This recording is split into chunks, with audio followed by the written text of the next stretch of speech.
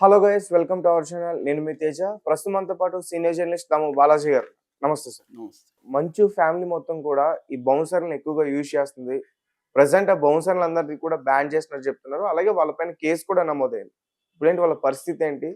వాళ్ళకి ఎలాంటి శిక్షలు పడే అవకాశం ఉంటుంది? బౌన్సర్ల విషయం అనేది ఫస్ట్ టైము. మామూలుగా చాలా మందికి తెలీదు. బౌన్సర్లు అంటే మామూలుగా ఏమనుకునేవాళ్ళంటే, ఒకప్పుడు బౌన్సర్లంటే పబ్బుల్లోనూ, బార్ అండ్ రెస్టారెంట్‌లో ఉండేవాళ్ళు. హ్మ్. తాగి పడిపోతే వీళ్ళు బయటికి తీసుకొని వెళ్ళడం, గొడవలు జరిగితే వీళ్ళు దాన్ని డీల్ చేయడం అనేది మనం ఎప్పటినుంచో చూస్తున్నాం. నేను బెంగుళూరులో ఉన్నప్పుడు, బెంగుళూరులో 3 ఇయర్స్ ఉన్నా. అప్పుడు అక్కడ పబ్బులు ఎక్కువ కల్చర్. అక్కడ చూసా ఫస్ట్ బౌన్సర్‌లని. హ్మ్. సో, కానీ వ్యక్తుల ప్రైవేట్ సెక్యూరిటీగా బౌన్సర్‌లని ఎప్పుడు చూడలేదు. కానీ ఇక్కడికి వచ్చినాక సినిమా ఇండస్ట్రీలో మొదట ఇది కనబడుతుంది బౌన్సర్ల కల్చర్ అనేది. మోహన్ బాబు వాళ్ళ ఫ్యామిలీ విషయంలో ఏందంటే, ముందు నుంచి కూడా బౌన్సర్ల రోల్ ఎక్కువే వాళ్ళకి. హ్మ్. వాళ్ళు ముగ్గురికి, మోహన్ బాబుకి, నలుగురికి, మోహన్ బాబు ముగ్గురు పిల్లలకి, మోహన్ బాబుకి సెపరేట్ బౌన్సర్లతోనే తిరిగేవాళ్ళు ఎక్కడ చూసినా. చివరికి మా ఫ్రెండ్ ఒక కో డైరెక్టర్ వాళ్ళతో పనిచేశాడు మంచు మనోజ్ సినిమాకి. అతను చెప్పాడు, మనోజ్‌కి పోయి స్క్రిప్ట్ పేపరు, పోయి సీన్ చెప్పాలంటే కూడా బౌన్సర్‌ల దాటుకొని వెళ్ళాలి.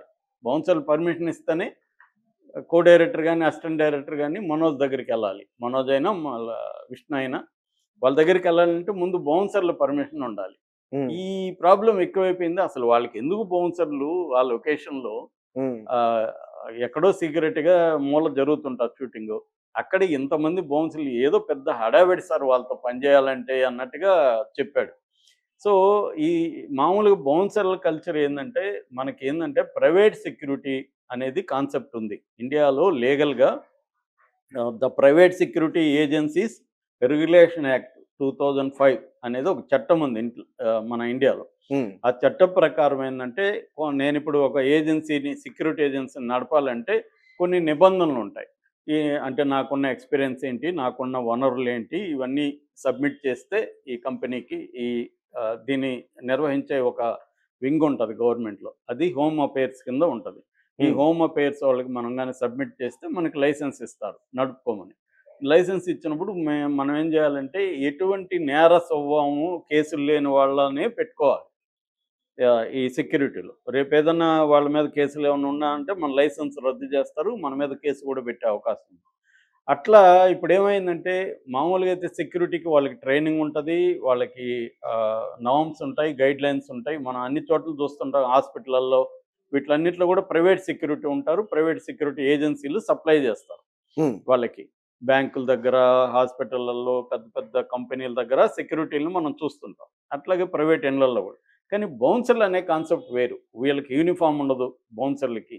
వీళ్ళు మంచి పాష్‌గా బట్టలేసుకుంటారు. ఒక వాళ్ళది ఒక రకమైన యూనిఫార్మ్ ఉంటది. ఆహ్, ఈ రెగ్యులర్ సెక్యూరిటీకి ఉండే యూనిఫార్మ్ ఉండదు. మామూలుగా ఈ చట్టం కింద దీన్ని పస్రా అంటారు సింపుల్‌గా. ఈ ప అంటే ప్రైవేట్ సెక్యూరిటీ ఏజెన్సీస్ రెగ్యులేషన్ యాక్ట్‌ని పస్రా అని పిలుస్తారు. ఈ పస్రా ప్రకారం ఏందంటే, పిఎస్ఎల్ఎన్ నంబర్ అంటారు. పిఎస్ఎన్ నంబర్ దాని మీద, డ్రెస్ మీద ఉండాలి, యూనిఫార్మ్ మీద. అట్లాగే స్టేట్ కోడ్ ఉంటది. స్టేట్ కోడ్ ఉండాలి. ఇవన్నీ ఉండాలి రూల్ ప్రకారం. కానీ ఈ బౌన్సర్లకి ఏమి ఉండట్లేదు. వాళ్ళొక బ్లాక్ డ్రెస్సో లేకపోతే బ్లూ డ్రెస్సో అట్లాడిది ఒక డ్రెస్ కోడ్ వాళ్ళకుంటది. దాన్నేసుకొని వాళ్ళు ఇంతంత కండలు పెంచుకొని ప్రదర్శిస్తూ చాలా గ్లామరస్‌గా గూడా ఉంటూ హ్మ్. వాళ్ళని పెట్టుకుంటా ఉన్నారనమాట. ఇదొక స్టేటస్ సింబల్ అయిపోయింది. ఆ మధ్య ఎవరో చెప్తున్నారు, ఒక 1,00,00,000 బిజినెస్ కూడా లేని హీరో నాకు నలుగురు బౌన్సర్లు కావాలంటున్నాడు. గొడవ అవుతుంది. రోజుకి ఆ బౌన్సర్లకి మాకు సరిపోతుంది డబ్బులంతా హ్మ్. అని ప్రొడ్యూసర్ వాపోతున్నాడు ఒక దగ్గర కలిస్తే. సో, అలాగే ప్రెస్టేజ్ ఇష్యూ అనమాట. ప్రతి చిన్న బడా చోటా హీరోలు గూడా నాకు బౌన్సర్లు గావాలని అడుగుతున్నాడు. సో, అది ఎందుకంటే ఒక ప్రెస్టేజ్ అనమాట. బౌన్సర్లు ఉంటే వీడికి ఒక ప్రెస్టేజ్. హ్మ్. సో, అలాగా ఆర్టిస్టులు గూడా, మామూలుగా చోటా ఆర్టిస్టులు గూడా బౌన్సర్‌లని నాకు ఒక ఇద్దరిని పెట్టండయ్యా అని అడిగే పరిస్థితి వచ్చేసింది. సో, ఇలాగ మోహన్ బాబు బౌన్సర్ల పరిస్థితి ఏందంటే, వీళ్ళు బౌన్సర్‌లనే మామూలు కాన్సెప్ట్ ఏంటి, వాళ్ళకి సెక్యూరిటీ కోసం ప్రైవేట్‌గా పెట్టుకుంటున్నారు. ఎందుకంటే పోలీసులు అందరికీ సెక్యూరిటీ ప్రొవైడ్ చేయలేరు కాబట్టి పెట్టుకుంటున్నారు. వీళ్ళకి మామూలుగా అయితే పోలీస్ పర్మిషన్ తీసుకోవాలి గానీ ఎవరు తీసుకోవట్లేదు. పోలీసులు గూడా మనకి మనం ఇవ్వలేము, ఏదో వాళ్ళు పెట్టుకుంటున్నారు పోనీలే అనుకోని వదిలేస్తున్నారు ఇన్ని రోజులు. కానీ ఇప్పుడేమైంది, మోహన్ బాబు వాళ్ళు ఆ మధ్య బ్రాహ్మణులకు సంబంధించి గొడవ జరిగితే ధర్నా చేస్తే బ్రాహ్మణుల్ని బౌన్సర్లతో కొట్టించారు. మొన్నటికి మొన్న విద్యానికేతన్‌లో అక్కడ రంగంపేట దగ్గర, తిరుపతి దగ్గర హ్మ్. ఎవరో వాళ్ళనుకుంటా విలేకరులు వెళ్తే వాళ్ళని బౌన్సర్ల దగ్గర కొట్టించి, కెమెరాలని ధ్వంసం చేసి, ఇవన్నీ బౌన్సర్లు చేసి పంపించారు. అక్కడ కూడా ప్రెస్ క్లబ్‌లో కూడా ప్రెస్ క్లబ్ అధ్యక్షుడు మురళి వాళ్ళందరూ కూడా తిరుపతిలో దాని మీద ఆహ్, ఆందోళన వ్యక్తం చేశారు. హ్మ్. ఇక్కడ ఇప్పుడేమైంది, విష్ణు బౌన్సర్‌లను ఒక 40 మందిని ఆయన అమెరికాలో లాస్ ఏంజల్స్‌లో ఉన్నానని మొన్న చెప్పాడు. లాస్ ఏంజల్స్ ఉంటూనే విష్ణు ఒక 40 మందిని బౌన్సర్లు దింపాడు. మనోజ్ ఒక 30 మందిని బౌన్సర్లు దింపాడు. ఈ లోపల మంచులక్ష్మి లేడీ బౌన్సర్లు అదొక కొత్త కాన్సెప్ట్. లేడీ బౌన్సర్లు తీసుకొచ్చి ఆమె దింపింది. హ్మ్. దీంతో బౌన్సర్ల మధ్య గొడవలు. వాళ్ళు బానే ఉన్నారు. వీళ్ళు కొట్టుకుంటున్నారు. వీళ్ళు కొట్టుకుంటున్నారు. బౌన్సర్లు కూడా ఆ బౌన్సర్లు, ఈ బౌన్సర్లు వచ్చేసి కొట్టుకోవడం. బా మనోజ్ బౌన్సర్లని విష్ణు బౌన్సర్లు నెట్టేయడం. మళ్ళీ బౌన్సర్లు విలేకరులని మీడియా మీదకి దాడులు చేయడం. ఇవన్నీ జరుగుతుండేసరికి పోలీసులకి చాలా సీరియస్‌గా తీసుకున్నారు. నిన్న ఆయన రాచకొండ సిపి సుధీర్ బాబు ఆయన పిలిపించాడు వీళ్ళని. పిలిపించి సీరియస్‌గా వార్నింగ్ ఇచ్చాడు. అసలు బౌన్సర్‌లే ఉండకూడదు. బౌన్సర్‌లు మా కంటికి కనపడకూడదు. మీకేమన్నా సెక్యూరిటీ కావాలంటే మమ్మల్ని అడగండి. హ్మ్. బౌన్సర్‌లను పెట్టుకొని మీ ఇష్టం వచ్చినట్టు చేయడానికి రూల్ లేదు. అది ఏమన్నా గాని మాకు బౌన్సర్‌లు కనిపిస్తే మాత్రం మీకు మీ మీద కేసు పెడతాము. మీరు ఫైనేస్తాం. మీకు 1,00,000 ఫైన్ పడతది. ఇవన్నీ కూడా చెప్తున్నారు. అంటే ఒక రకంగా ఇది అందరూ గూడా దీన్ని చూసి నేర్చుకోవాలి. మనకి సినిమా ఇండస్ట్రీలో ఇందాక చెప్పినట్టుగా ప్రతిదానికి బౌన్సర్ల కాన్సెప్ట్ పెరిగిపోయింది. మొన్న గూడా 'అల్లు అర్జున్‌కి' కూడా జరగడానికి ఈ బౌన్సర్లే ప్రధాన కారణం. 'అల్లు అర్జున్' బౌన్సర్లతో ఒక 30 మందితో సడెన్‌గా ఎంటర్ అయ్యేసరికి గందరగోళం అయింది థియేటర్ లోపలికి. సంధ్యా అవును. థియేటర్. సో, ఈ బౌన్సర్ల కాన్సెప్టు అదేదో పోలీసులకి జెప్పి సెక్యూరిటీ తీసుకోవచ్చు. వీళ్ళేందంటే నేను ఇందాక చెప్పినట్టు ఈ ప్రదర్శన వల్ల పర్మిషన్ లేకుండా బౌన్సర్‌లని బౌన్సర్‌లు తీసుకెళ్ళిపోతున్నారు. తీసుకెళ్ళిపోతున్నారు. పర్మిషన్ ఉండదు. అందుకని వీళ్ళు మనకు బౌన్సర్‌లు ఉండాలని పోలీసులకి ఇన్ఫార్మ్ కూడా చేయట్లేదు వీళ్ళు ఎక్కడికన్నా వెళ్తే. హ్మ్. అందువల్ల లా అండ్ ఆర్డర్ ప్రాబ్లమ్ వీళ్ళకి తెలీదు కదా! ఎలా డీల్ చేయాలో బౌన్సర్‌లకేం తెలుస్తుంది? లా అండ్ ఆర్డర్ ఇష్యూ వచ్చినప్పుడు వీళ్ళు హీరోని కాపాడడం మీద మాత్రం ఫోకస్ చేస్తారు గానీ, ప్రజల్ని కంట్రోల్ చేయడం మీద వీళ్ళు చేయలేరు కదా! వీళ్ళు చేయలేరు, చేయకూడదు కూడా. అందుకనే పోలీసులకి ఇన్ఫార్మ్ చేయాలి. ఇక్కడ మన అల్లు అర్జున్ తప్పు కూడా ఎక్కడుంది? తను వెళ్తున్నప్పుడు ముందుగా పోలీసులకి ఇన్ఫార్మ్ చేయడంలో ఫెయిల్ అయ్యాడు అల్లు అర్జున్. పోలీసులు ఏం చెప్తున్నారు? మాకు ఇన్ఫార్మ్ చేయలేదని చెప్తున్నారు. అల్లు అర్జున్ ఎందుకు అలా చేయలేదు? బౌన్సర్లు ఉన్నారు గదా! నాకేంటి ప్రాబ్లమ్ అనుకున్నాడు. హ్మ్. ఆయనకి ప్రాబ్లమ్ లేదు. కానీ జనాలకి ప్రాబ్లమ్ గదా! సో, అందువల్ల బౌన్సర్లు అనే కాన్సెప్ట్‌లోనే ప్రాబ్లమ్ ఉంది. ఇది విచ్చలవిడిగా పెరిగిపోయింది. బౌన్సర్లు ప్రజల మీద దాడులు చేస్తున్నారు. ప్రత్యర్థుల మీద చేస్తున్నారు. దీనికంతా బౌన్సర్ల మీద గూడా కేసులు పెట్టాలి యాక్చువల్‌గా.